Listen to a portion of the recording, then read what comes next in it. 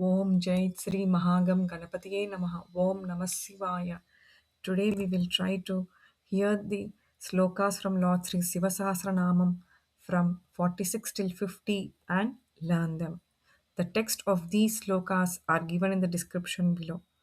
ఇవాళ మనము శ్రీ శివసహస్ర పారాయణములోని 46 నుండి 50 శ్లోకముల వరకు విని నేర్చుకుందాము. ఈ శ్లోకముల యొక్క టెక్స్ట్ కింద డిస్క్రిప్షన్ భాగంలో ఇవ్వబడినది.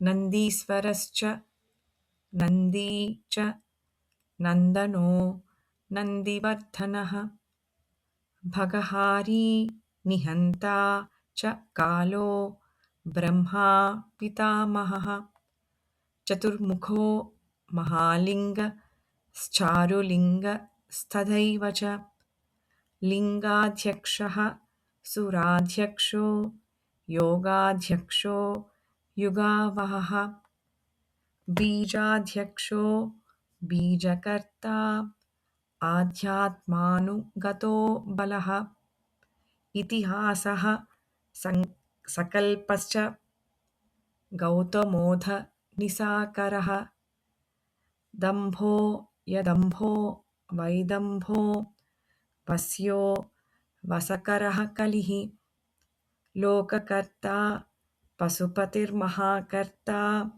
హ్యనౌషధః అక్షరం పరమం బ్రహ్మ బలవచ్చక్ర ఏవ చ నీతిర్హ్యనీతిః శుద్ధాత్మా శుద్ధో మాన్యో గతాగతః.